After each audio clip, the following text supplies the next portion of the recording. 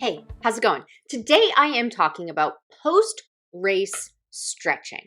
This is Running to the Castle, a podcast for injury-prone RunDisney runners on a journey to running magical miles. Join me, Dr. Allie, as I share the secrets I've gathered as a runner, doctor of physical therapy, and coach. You'll learn the exact ways I get my clients to the castle strong without feeling broken or held together with KT tape as they cross the finish line. Okay, so you've done your race. Congratulations. You are done. You're exhausted and you're either freezing or really hot, depending on what temperature you're running in, what distance you're running. No matter what you are feeling, there are a few things you need to do right now.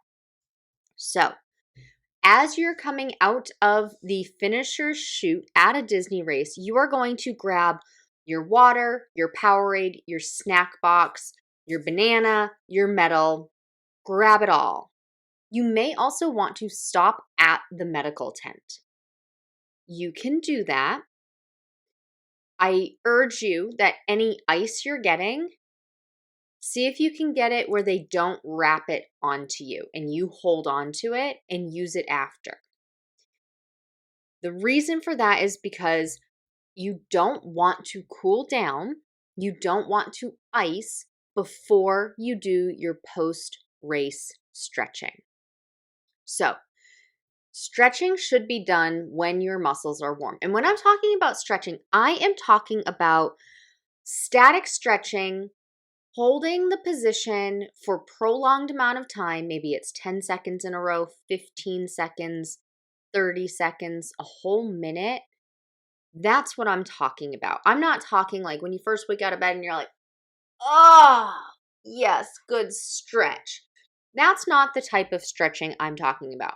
It is a type of stretching, but that is not what I'm talking about today. Post-race stretching is static stretching to help relieve soreness and tension, prevent you from feeling like garbage the next couple of days. So post-run stretching, you're going to stretch all major muscle groups, focusing in on the ones that really are feeling stiff and sore after your race so that you don't feel really sore tomorrow. So as a physical therapist, I love stretching, giving my clients stretches, but I also just in general have always really liked stretching. I've always been a flexible person, so that has gone my way. Not everybody's super flexible, but I noticed early on, I can remember being at sleepaway soccer camp, and I started going to sleepaway soccer camp when I was the summer after 6th grade. So I was 12, almost 13. My birthday's in September, so I was almost 13. I do believe that was my first summer. If somebody's listening to this and they know better than me if we went to soccer camp together. If you know when we went to mountain soccer camp, let me know. But I'm pretty sure it was the first time I went away was the summer after 6th grade. So I vividly remember that after soccer camp, I was so sore at the end of the day. Now, picture this. We're at soccer camp. We had to wake up early to go on an early morning run before breakfast. And then we were doing drills, playing games, having scrimmages all day, every day, Monday through Friday. And I remember being so sore at the end of the day. And I had been in gymnastics, so I knew stretches to do. And I started stretching at night after we were all said and done, before we went to bed, to loosen everything up. And when I woke up the next morning, all of my teammates would wake up and they would be so tight, stiff, and sore. And I wasn't as bad as they were. And I recognized at 12, if I stretched at the end of the day or immediately after the activity, I could prevent myself from waking up feeling like garbage with tight, stiff, and sore muscles and joints the next day. So I have taken that from when I was 12, before I even became a physical therapist, and used that information and that knowledge up until present day. Now, of course, as I've gone through the different sports I played, on the different teams I played for, and gone through physical therapy school all of my years, my 4 years of undergrad, my 2.5 years of grad school, getting my doctorate, like all of the clinical rotations I had to do, all of the clinics I've worked in, taken all of that information, and my stretching routines for myself and my clients have evolved. So when we're talking about post-race stretching, this is to help you prevent pain, soreness, and potentially injury tomorrow, the next day, the next week. Okay, so yes, it will help make you feel a little bit better in the moment, but it's still going to be sore while you're doing it. So it's not necessarily an in the moment, I'm going to feel better. It's a future me is going to thank me later. So when we're talking about post-race stretching, any post-run or post-race stretching, I want you to think about an elastic band. So I have a hair elastic right here. It's stretchy, right? Imagine if I were to put this stretchy rubber band in the freezer. Put it in the freezer for, let's say, 2 days. And I go and I take that out of the freezer and I try and stretch it. If it comes out of the freezer, it's tight, stiff, and cold. And when I go to stretch it, it doesn't really go anywhere. It barely moves. So if I want to stretch it, I need to take it and rub it between my hands to make it warmer so that I can then stretch it. So if I warm it up first and then go to stretch it, it is going to stretch a lot farther. If you're not sure what I'm talking about, go find a rubber band or go find a hair elastic, put it in the freezer, go back to it, set a reminder, go back to it in 2 days and play around with it. Play around with one that hasn't been in the freezer, play around with another one that has been in the freezer, and see how easily they stretch. Our muscles are very similar to this elastic band. Our muscles are made of some elastic fibers and some collagen fibers that don't stretch. As when we're young, we have more elastic fibers compared to collagen fibers. And as we get older, the amount flips and we end up having more collagen fibers than elastic fibers. That's why kids, no matter if they are very flexible or just normal flexible, they are more flexible than the adult. They will be more flexible as a child than they are themselves as an adult.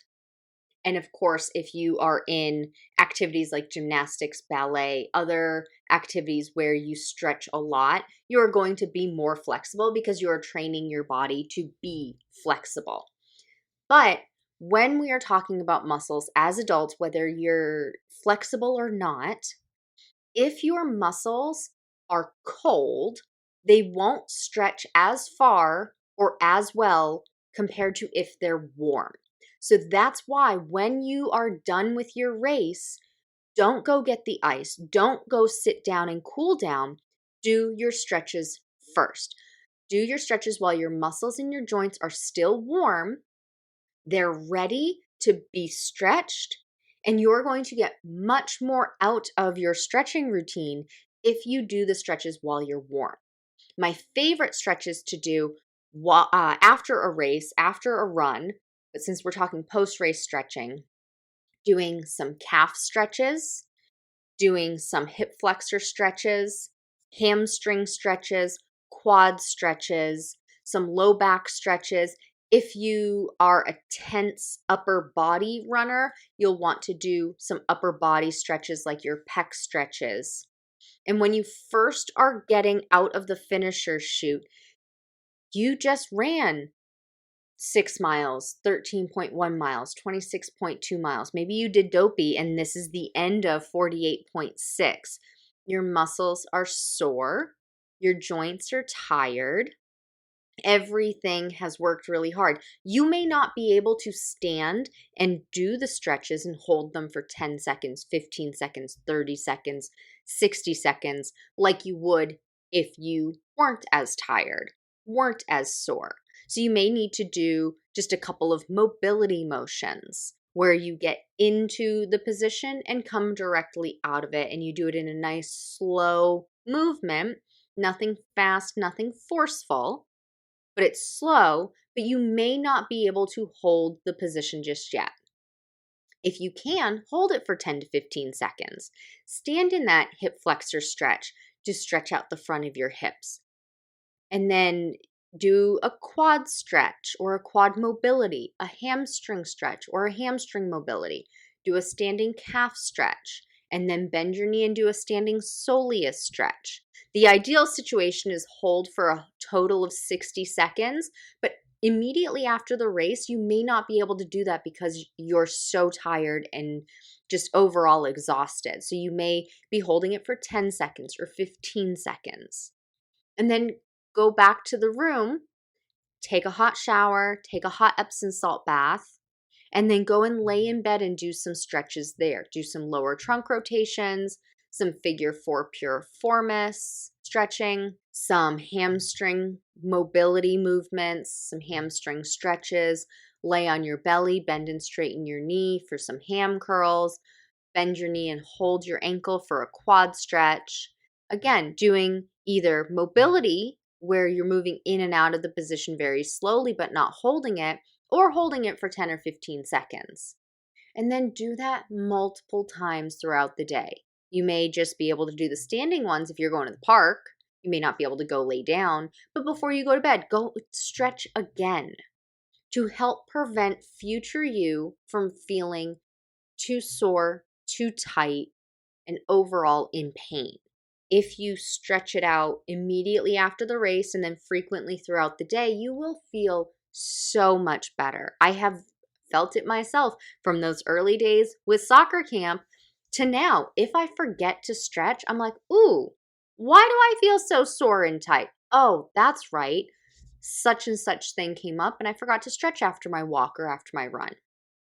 So post-race stretching is so important to help you feel loosened up, your legs feel better so that you can go and enjoy the parks, of course, and also, more importantly, so that future you, tomorrow you, 2 days from now you, feels great and even better than you would had you not done that post-race stretching. And it's so important to make sure you do it while you're warm. Hey, can I ask a quick favor? If you're enjoying this podcast, would you take 20 seconds to leave a rating and review? Leaving a rating and a review helps other runners find this podcast because the platform you're listening to this on will start suggesting it to runners like you. All it takes is 20 seconds. Thank you so much for supporting this podcast. As always, thanks so much for listening. That's all for now. Talk to you soon.